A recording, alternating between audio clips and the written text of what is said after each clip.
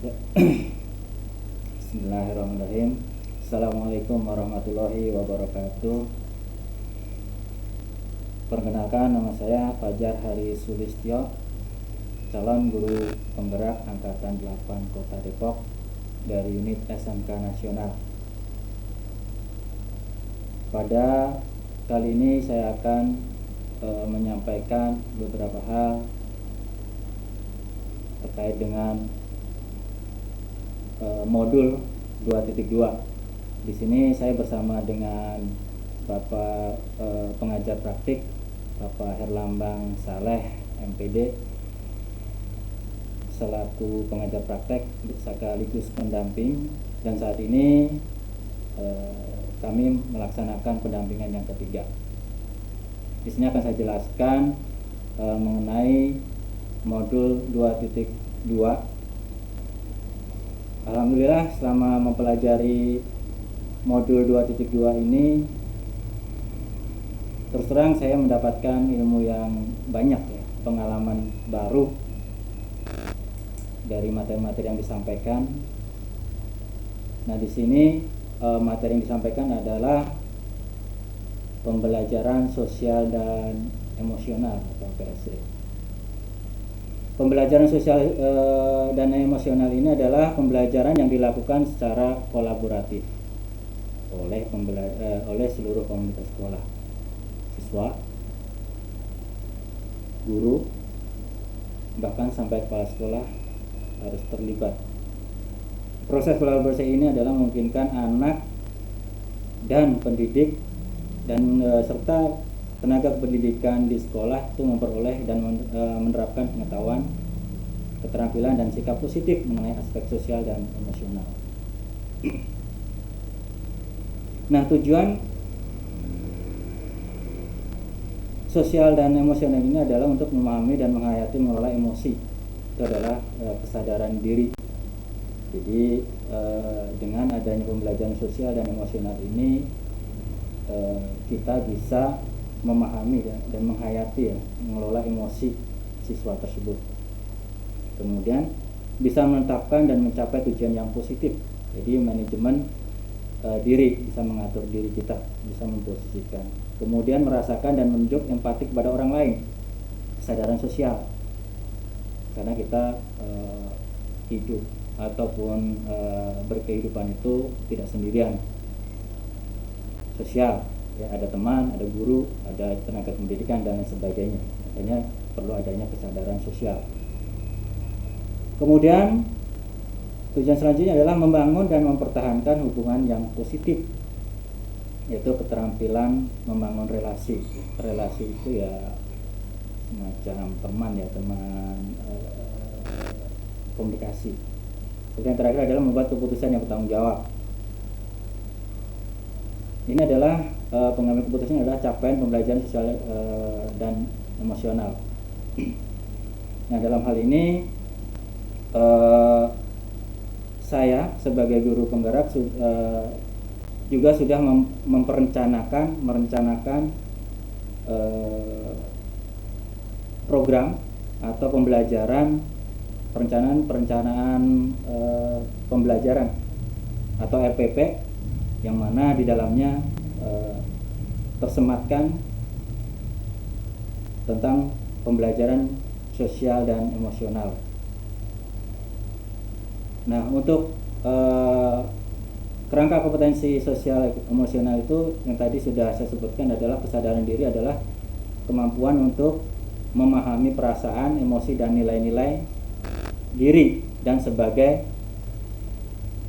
bagaimana pengaruhnya pada perilaku diri dalam berbagai situasi dan konteks hidup.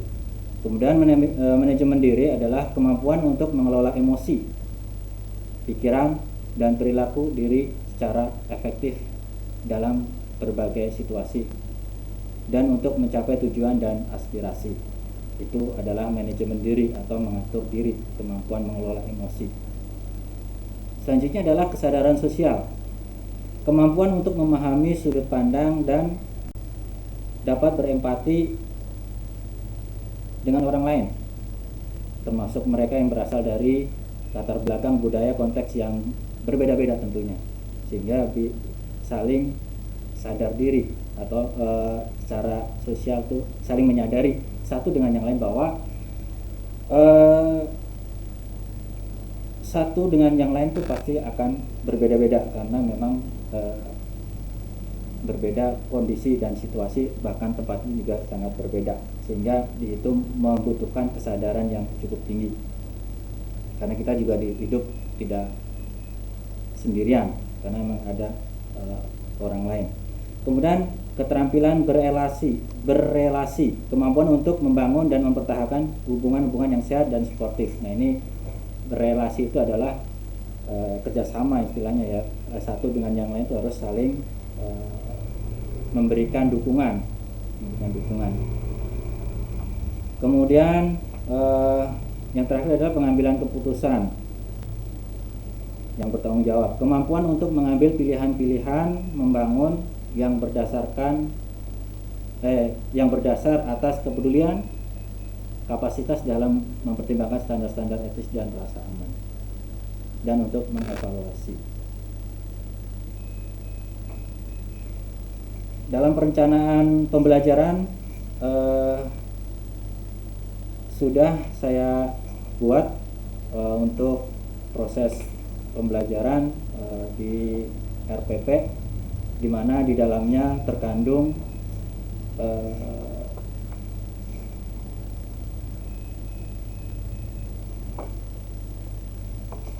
pembelajaran sosial emosional, diantaranya ada kesadaran diri, kemudian juga ada diferensi konten, kemudian ada terintegrasi dengan pembelajaran pengelolaan diri, mengelola emosi dan fokus.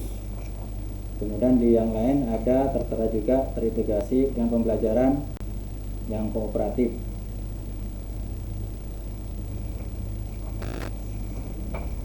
Kemudian itu tadi adalah tentang terkait dengan pembelajaran sosial emosional, perincian dan rencana pelaksanaan pembelajaran RPP. Intinya adalah saya juga sudah memasukkan unsur-unsur tersebut. Bahkan sebenarnya itu ternyata sudah dari dulu juga tahapan itu ternyata sudah masuk sebenarnya. Tapi baru sekarang baru lebih didalami lagi. Kemudian terkait dengan tahapan Bagja,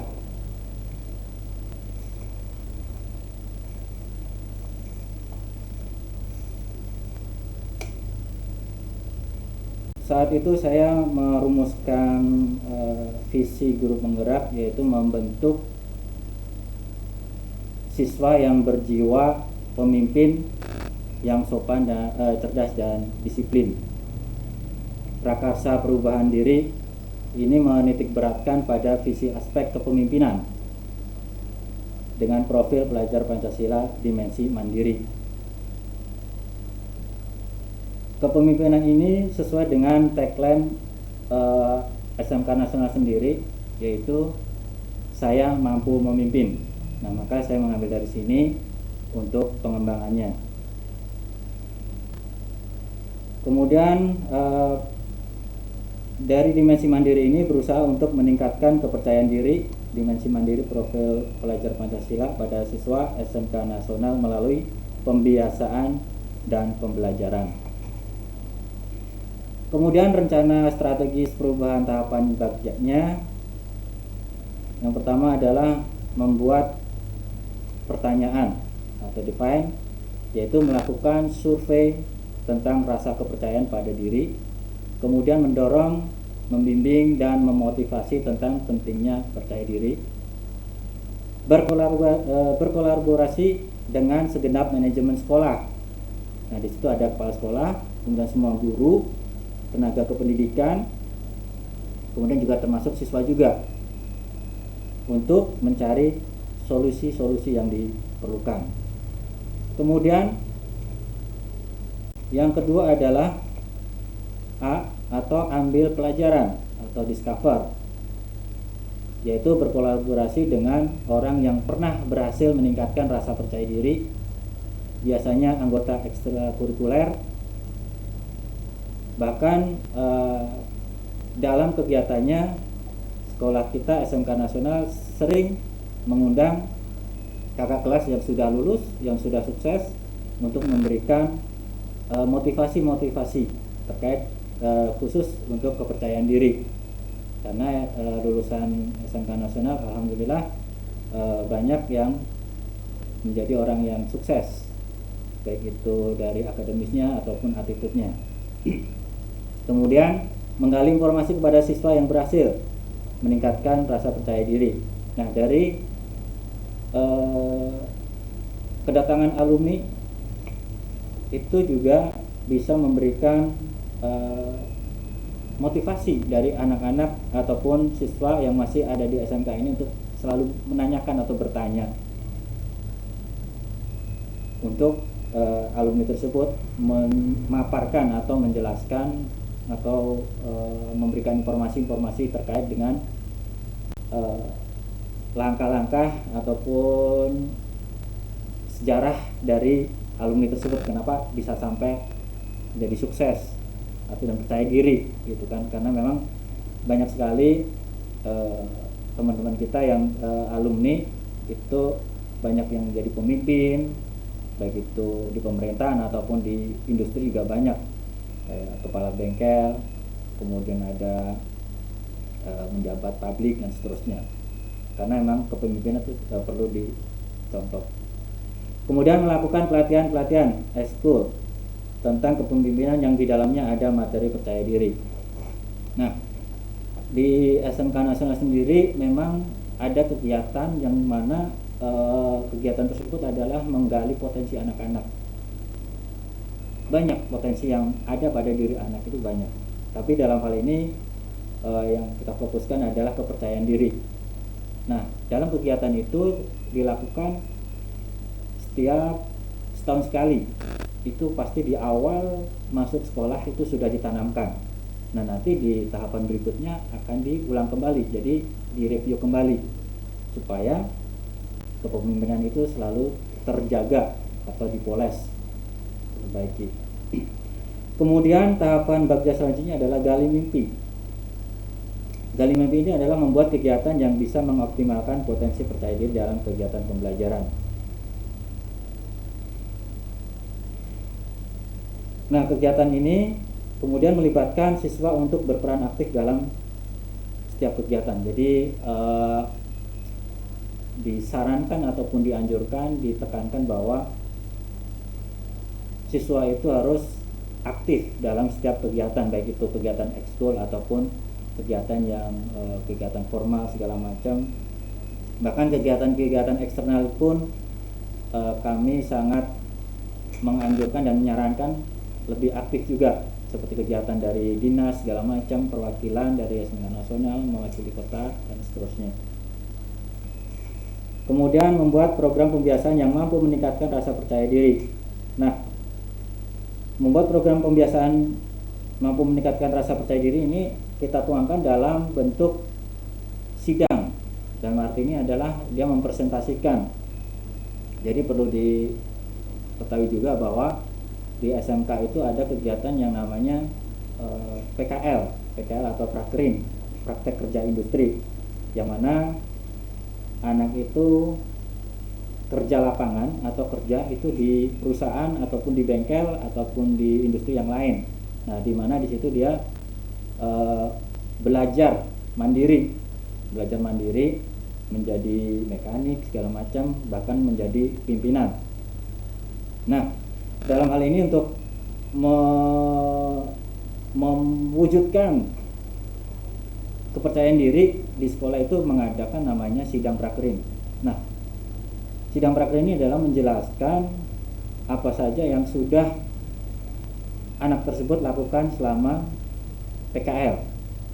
Siswa harus bisa mempresentasikan di depan guru penguji, pembimbing dan penguji, yang mana nanti pada saat presentasi akan ada pertanyaan-pertanyaan lebih lanjut oleh pengujinya, dan itu semuanya akan dinilai. Nah, disitu akan ketahuan kalau memang rasa kepercayaan dirinya maksimal, maka anak tersebut pasti bisa menyelesaikan sidangnya dengan lancar. Tapi kalau memang belum, perlu dipoles kembali. Gitu. Kemudian tahapan selanjutnya adalah jabarkan rencana, desain, membuat catatan target yang akan dicapai. Nah, ini biasanya target kita persentase ya, persentase. Jadi memang semaksimal mungkin target tercapai 100%. Ya, semua siswa gitu kepemimpinan tercapai. Kemudian perencanaan juga berkolaborasi dengan sekolah juga, kepala sekolah, seluruh rekan guru. Nah, pada saat kegiatan tersebut semuanya harus mendukung, kepala sekolah sama ketenaga kependidikan yang terkait dengan administrasi harus mendukung juga, terlebih dari guru-guru harus semuanya maju bersama. Kemudian menanyakan motivasi dari siswa yang sudah berhasil meningkatkan percaya diri. Jadi dari sekian anak atau sekian siswa yang melakukan presentasi tersebut, yang kita rasa sudah muncul kepercayaan dirinya dengan total, nah itu perlu kita menanyakan seperti apa kiat-kiat untuk mendapatkan kepercayaan diri tersebut, karena tidak semua orang bisa mendapatkan seperti itu secara total ya. Kemudian ketika ada siswa yang kepercayaan dirinya kurang, ya kita juga bertanya juga apa penyebabnya, kenapa bisa tidak percaya diri ya, apakah memang kurang apa ya, pemahamannya kurang atau apa, misalkan karena materinya kurang lengkap atau segala macam, ya nanti kita bisa mengedukasi atau memoles sesempurna mungkin. Nah, dengan alasan ketidak percaya diri itu kita bisa melanjutkan ke tingkat lanjut untuk proses penyempurnaannya. Kemudian selanjutnya adalah atur eksekusi atau deliver, melakukan kolaborasi, pasti kemudian berkoordinasi dengan pembina OSIS sebagai wadah berekreasi, berekspresi. Nah, memang di setiap sekolah pasti memiliki kegiatan ataupun organisasi yang namanya OSIS. Nah, ini adalah tempat di mana anak belajar dan mengasah kemampuan ataupun kompetensinya, terlebih terkait dengan kepemimpinan, karena di situ juga ada ketua, kemudian ada ketua OSIS, ada ketua ekskul dan lain sebagainya, ketua kepanitiaan. Nah, itu adalah kepemimpinan juga. Kemudian meminta seluruh warga sekolah untuk saling mendukung dan mensupport. Ini sangat penting karena memang dukungan dari seluruh warga sekolah itu sangat penting. Jangan sampai ketika sedang menjalankan seperti ini ternyata ada pihak yang tidak sepakat. Nah, itu perlu adanya pelurusan kembali.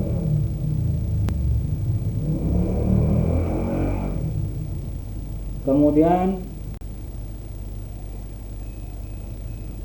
tantangan terkait dengan itu semua tentunya pasti ada, yaitu tadi ketika mendapatkan satu elemen bagian dari warga sekolah yang tidak mendukung, nah itu adalah sebuah tantangan. Kita harus mencari tahu dulu kenapa tidak mendukung, karena kan ini adalah kegiatan kita semua. Nah, itu makanya perlu adanya koordinasi, kolaborasi terhadap seluruh masyarakat sekolah. Kemudian menyiapkan kegiatan-kegiatan ya, yang tadi yang melibatkan siswa, misalkan petugas upacara bergantian. Jadi setiap hari Senin itu ada kegiatan upacara bendera yang mana petugasnya bergiliran. Hari ini, Senin ini yang bertugas kelas berapa, dan Senin berikutnya siapa. Ini adalah tantangan juga bagi kita, karena memang terkadang ada satu kelas ada yang ya tadi kepercayaan dirinya kurang, makanya butuh dorongan yang sangat kuat. Kemudian yang perlu saya perbaiki ke depan terkait dengan kegiatan ini ya kekurangan-kekurangan yang ditemui di perjalanan ya, kayak tadi ternyata di perjalanan ada pihak yang mungkin tidak sepakat. Nah, itu adalah perlu diperbaiki dari diri saya terkait dengan kolaborasi ataupun apa istilahnya ya negosiasi ataupun pendekatan dengan unit tersebut atau orang tersebut. Jadi nanti biar mendapatkan solusinya bagaimana, jadi biar saling mendukung seperti itu. Kemudian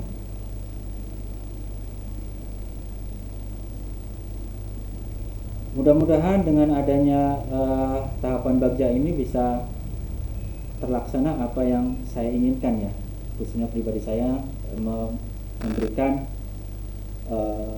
kepercayaan diri ataupun kepemimpinan dari seluruh siswa yang ada di SMK Nasional itu secara total, ataupun keinginan saya itu semuanya gitu ya, setiap lulusan semuanya bisa menjadi pemimpin ya, paling tidak bisa memimpin dirinya sendiri, keluarga ataupun yang lainnya, karena kepemimpinan itu sangat penting dan sangat diperlukan dalam kehidupan sehari-hari. Mungkin itu yang dapat saya sampaikan. Mohon maaf jika ada kesalahan di sana sini, karena di sini saya juga dalam tahap belajar. Mohon dukungan dari seluruh elemen, terutama Bapak Herlambang Saleh sebagai pengajar praktik saya. Mohon bimbingannya. Terima kasih. Assalamualaikum warahmatullahi wabarakatuh.